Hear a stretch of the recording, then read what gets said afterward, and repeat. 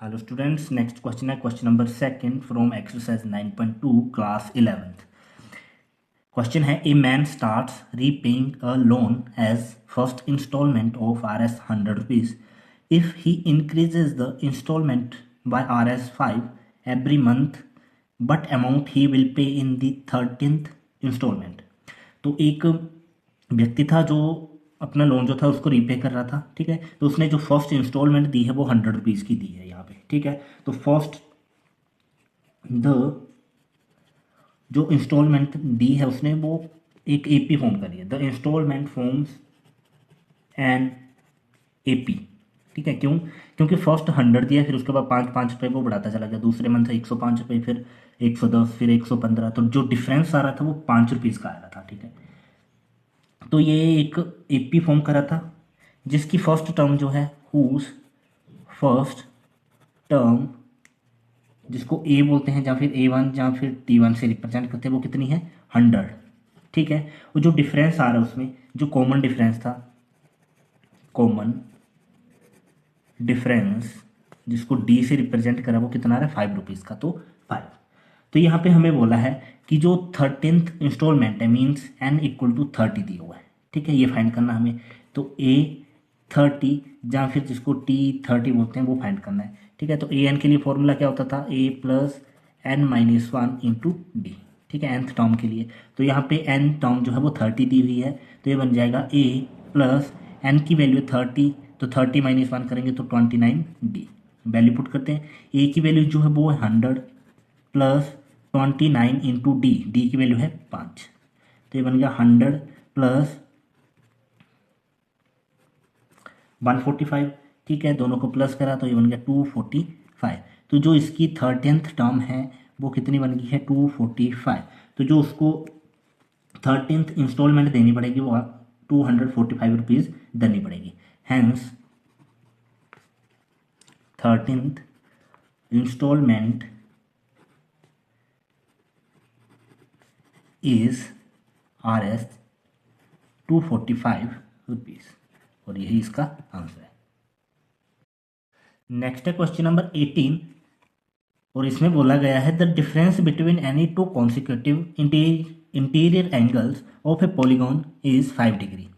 If the smallest angle is 120 degree, find the number of sides of polygon. तो हमें जो polygon होगा उसमें कितनी साइड्स है ये फाइंड करना है हमें, ठीक है। तो सबसे छोटा एंगल जो है वो 120 डिग्री का दिया गया है, ठीक है। तो ये भी एक एपी फॉर्म करेगा क्योंकि उसके बाद जो है डिफरेंस बताया हुआ है, कोई भी दो कॉन्सिक्यूटिव होते हैं साथ साथ वाले, ठीक है। तो पहला एंगल अगर 120 डिग्री है, ठीक है, तो उसके अगला जो आएगा, जहाँ ये सबसे छोटा एंगल है, ठीक है, तो जो अगला वाला है और इसका दोनों का जो डिफरेंस आएगा वो कितना आ रहा है 5 आ रहा है। तो मतलब इसमें 5 ऐड करा होगा तब ये बना होगा, तो ये 125 होगा।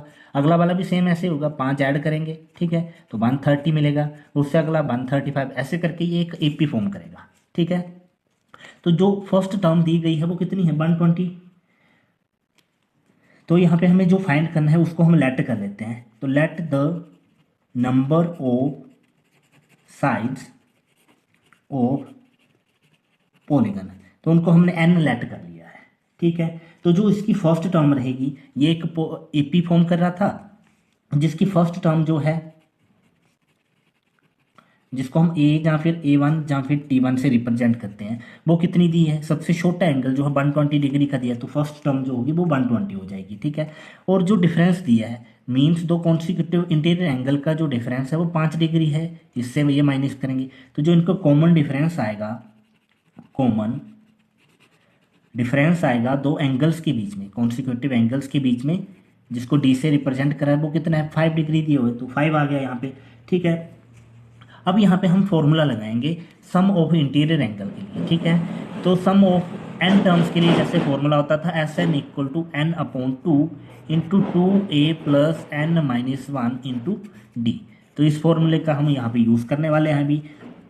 तो यहाँ पे बन गया सम ऑफ इंटीरियर एंगल्स, तो वो किसके बराबर रहने वाला है, जिसको हम Sn से रिप्रेजेंट कर रहे हैं, वो रहेगा n upon 2 into 2a plus n minus 1 D के बराबर रहने वाला है।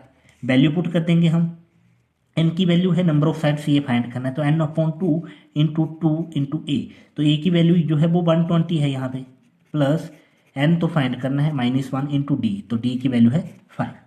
अब इसको सिंप्लीफाई कर लेते हैं हम यहाँ पे, एन अपॉन टू इंटू ये बन गया 240 प्लस इसको मल्टीप्लाई करा तो ये बन जाएगा 5 इंटू एन, तो 5n, फिर इसको इसके साथ करेंगे तो -5, और ज़्यादा सिंप्लीफाई करा तो n अपॉन 240 -5 कर देंगे तो बन जाएगा 235 प्लस 5n।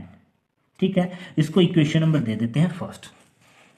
अब आपने एक क्लास 10th में फॉर्मूला पढ़ा होगा, क्लास 8th में सॉरी, ठीक है, कि जो सम ऑफ इंटीरियर एंगल होता है, सम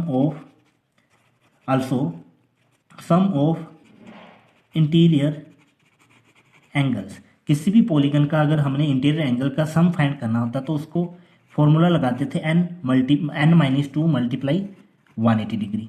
ठीक है, इससे हम उसको फाइंड करते थे। अब इसको सिंप्लीफाई कर लेते हैं, 180 इंटू एन करेंगे तो 180n बन जाएगा, -180 इंटू 2 करेंगे तो 360 बनेगा, तो ये सेकंड इक्वेशन मान लेते हैं इसको। ठीक है, तो हमें जो सम ऑफ एन टर्म्स के लिए फॉर्मूला लगाया था उससे भी हमें सम ऑफ इंटीरियर एंगल मिल रहा था, और जो हमें जनरल फॉर्मूला होता है -2 इंटू 180 उससे भी हमें सम ऑफ इंटीरियर एंगल मिल रहा है। मतलब हम इनकी लेफ्ट हैंड साइड दोनों की क्या है, इक्वल है, दोनों ही सम ऑफ इंटीरियर एंगल दे रहे हैं। ठीक है, तो हम राइट हैंड साइड को क्या कर देंगे, कंपेयर कर देंगे on comparing equation 1 and 2, on comparing equation 1 and 2, दोनों को कंपेयर करा तो जो उनकी राइट हैंड साइड थी वो क्या हो जाएंगी, बराबर हो जाएंगी। तो फर्स्ट क्या आई थी, n upon 2 into 235 plus 5n, तो ये किसके बराबर रहेगा, दूसरी जो आई थी उसकी बनी थी 180n माइनस 360। अब इनको सिंप्लीफाई कर लेते हैं, ये जो 2 था डिनोमिनेटर में इस साइड चला जाएगा तो मल्टीप्लाई हो जाएगा इनके साथ, और जो n था इसके साथ मल्टीप्लाई करा तो n इंटू 235, तो ये बन जाएगा 235n plus 5n into n, तो ये बन जाएगा 5n स्क्वायर, और यहाँ से इसको सिंप्लीफाई करते हैं 360n माइनस 360 टू ज़ा 720, ये बन गया, यहाँ पे था 235n प्लस 5n स्क्वायर। अब सभी वैल्यूज को एक साइड लेके आते हैं, तो ये बन गया, इसको ऐसे लिख लेते हैं रीअरेंज करके, 5n स्क्वायर प्लस 235n, ये वाला 360n जो था इस साइड आएगा तो माइनस हो जाएगा 360n, ये माइनस का था इस साइड आएगा तो प्लस हो जाएगा 720 इक्वल टू 0। अब जो n वाली टर्म्स थी, लाइक टर्म्स थी दोनों, ये 235n है, ये 360n है, तो ये प्लस का ये माइनस का प्लस माइनस माइनस हो जाएंगे दोनों, और 360 से जब हम माइनस कर देंगे 235 को तो हमारे पास बनेगा 125। ठीक है, तो ये बड़ी टर्म माइनस की, तो ये माइनस में 125n बन जाएगा प्लस 720 इक्वल टू 0।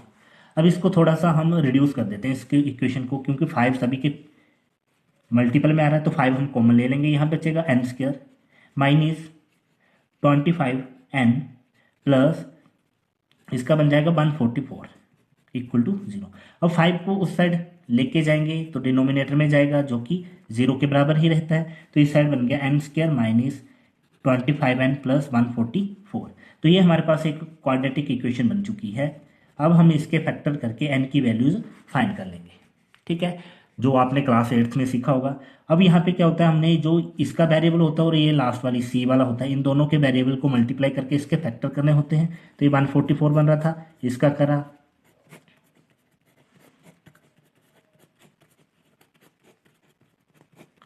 ठीक है। अब हमने कितना बनाना है, यहाँ पे 25 बनाना है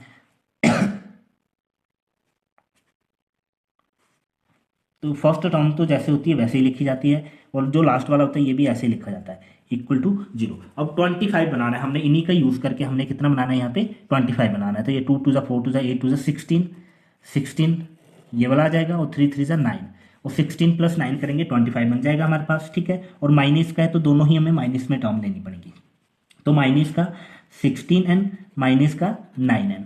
ठीक है, अब इन दोनों में कॉमन आ रहा है n, इसमें बच गया n माइनस इसमें बचा 16। अब इसी चीज़ को उठा के यहाँ पे रखना होता है और इसी का यूज़ करके हमें ये चीज़ बनानी। तो n तो है हमारे पास, अभी 9 चाहिए, 9 लगा दिया, यहाँ पे माइनस होता है माइनस। ठीक है, आप इसको एक दो बार करोगे तो आपको प्रैक्टिस हो जाएगी, ईजिली आप इसको फाइंड कर लोगे। तो यहाँ पे दो फैक्टर बन गए, एक n माइनस 9 बन गया, दूसरा जो सेम था n माइनस 16 इक्वल टू 0 है। तो ये दोनों कब सेपरेटली सॉल्व करेंगे, n माइनस 9 जो था वो भी 0 के बराबर है और n माइनस 16 जो था वो भी 0 के बराबर है। यहाँ से n की वैल्यू 9 आ गई, यहाँ पे n की वैल्यू 16 आ गई। ठीक है, तो जो n की वैल्यूज थी जो हमें पॉलीगन की साइड्स फाइंड करनी थी, ठीक है, तो यहाँ पे हम बोल सकते हैं hence number of sides of polygon are, जहाँ तो 9 होगी और जहाँ फिर 16 होगी, दोनों ही आपके जो आंसर है वो सही है। ठीक है, थैंक यू फॉर वॉचिंग। इसी के साथ हमारी जो एक्सरसाइज थी 9.2 वो कंप्लीट हो चुकी है।